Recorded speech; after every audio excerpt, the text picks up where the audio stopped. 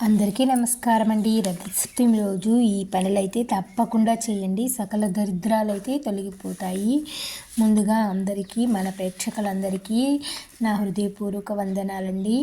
రథసప్తమి శుభాకాంక్షలండి. రథసప్తమిలో స్నానం ఎలా చేయాలి, సూర్యదేవుడికి ఎలా ప్రసాదం నివేదించాలో అయితే ఈ వీడియోలో అయితే మనం తెలుసుకుంటాం. ఈరోజు ఏ దానాలు చేస్తే మన జాతకంలో ఉన్న దోషాలన్నీ తొలగిపోతాయో అయితే ఈ వీడియోలో మనం తెలుసుకుందాం. మాఘమాసంలో శుక్లపక్షం వచ్చే సప్తమిని రథసప్తమి అంటారు. ఈరోజు ఆకాశంలో నక్షత్రాలు, గ్రహాలు అన్నీ ఒక రథంలా ఏర్పడతాయంట.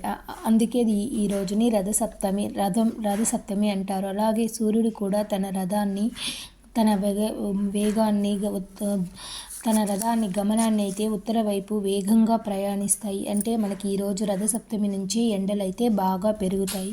సూర్యుడు తన గమనాన్ని వేగంగా ప్రయాణిస్తాడు కాబట్టి ఈరోజు రథసప్తమి అంటారు. ఈరోజు స్నానం చేసిన, దానం చేసిన జన్మ దరిద్రాలన్నీ పోగొడుతుందని శాస్త్రాలైతే చెప్తున్నాడు. ఈరోజు స్నానం చేసే నీటిలో 7 జిల్లేడి ఆకులు, 7 రేగుపళ్ళు తల మీద ఉంచుకొని స్నానం చేయాలని, లేకపోతే 7 రావి ఆకులు, 7 చిక్కుడాకులు కూడా ఉంచుకుని తల మీద స్నానం చేయాలి అని చెప్తారు. ఇలా చేస్తే మనకు 7 జన్మల పాపాలు అని తెలిసి చేసిన మనసుతో చేసిన పాపాలన్నీ తొలగిపోతాయి. మనం మాటలతో చేసిన పాపాలన్నీ తొలగిపోతాయి. మన శరీరంతో చేసిన పాపాలన్నీ తొలగిపోతాయి. ఇలా 7 రకాల పాపాలు తొలగించే శక్తి రథసప్తమికి అయితే ఉంది.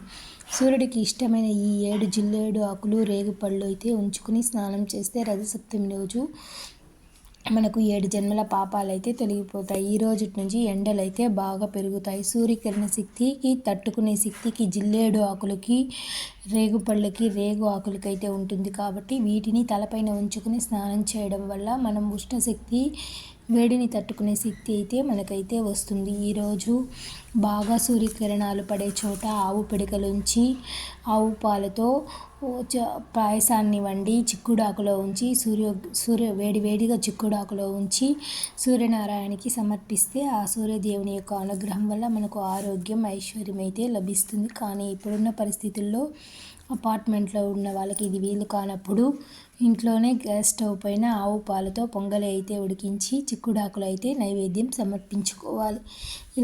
ఇలా చేస్తే సూర్యుడి మనకు ఆరోగ్యానికి ఎంత సంపద ఉన్నా ఆరోగ్యం లేకపోతే వేస్టే కదండి. అందుకే మన ఆరోగ్యంగా ఉండాలంటే తప్పకుండా ఈ విధంగా సూర్యుడికి నైవేద్యం పెట్టి సమర్పించండి. అందరూ ఆరోగ్యంగా ఉండండి. ఈరోజు చెప్పులు, గొడుగు దానం చేస్తే చాలా మంచిది. ఎక్కడైనా నదులు ఉంటే అక్కడ దీపాలు వేయడం వల్ల మన శాపాలు, పాపాలు, పీడలు, ఈతి బాధలు అన్నీ తొలగిపోతాయి. మనం ఈ వీడియో నచ్చిందంటే ఒక లైక్ చేయండి, సబ్స్క్రైబ్ చేసుకోండి. Thank you for watching. సూర్యుడు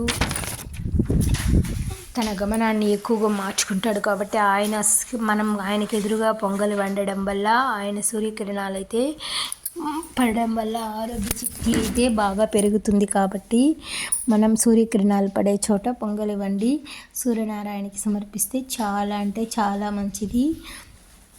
మన ఛానల్ని ఇంతవరకు సబ్స్క్రైబ్ చేసుకోకపోతే సబ్స్క్రైబ్ చేసుకోండి. మరిన్ని మంచి విషయాలతో అయితే మళ్ళీ ఇంకో వీడియోలో అయితే కలుస్తామండి.